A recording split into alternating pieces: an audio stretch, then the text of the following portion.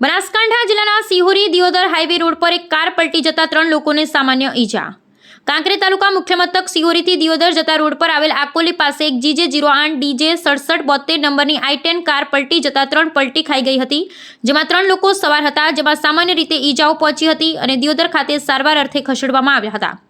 વાત કરવામાં આવે તો કાર સિહોરીથી દિયોદર તરફ જઈ રહી હતી, જેમાં એક બાઇક ચાલક આડે આવતા તેને બચાવવા જતા ચાલકે સ્ટીયરિંગ પરનો કાબુ ગુમાવી દેતા કાર રોડની બાજુમાં પલટી ખાઈ ગઈ હતી, જેમાં કારનો કચ્ચર ઘાણ નીકળી ગયો હતો અને ઈજાગ્રસ્ત મૂળ કાંકરેજ તાલુકાના ખસા ગામના વતની છે ને હાલમાં દિયોદર ખાતે રહેતા લીંબાચિયા ડોક્ટર કુલદીપ ઉંમર આશરે 25 વર્ષ, અંશુ લીંબાચિયા ઉંમર આશરે 22 વર્ષ, વિક્રમ લીંબાચિયા ઉંમર આશરે 33 વર્ષ તમામ રહે દિયોદરવાળાને નાની મોટી ઈજાઓ પહોંચી હતી।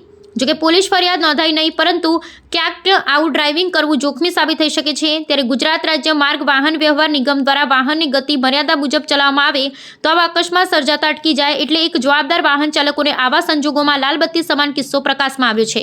ત્યારે હવે અકસ્માત જોનાર લોકો પણ દંગ રહી ગયા હતા। જોકે કાર રોડની બાજુમાં 3 પલટી ખાઈ ગઈ હતી અને ભૂક્કો થઈ ગઈ હતી। Bureau report Ramjibhai Raygur.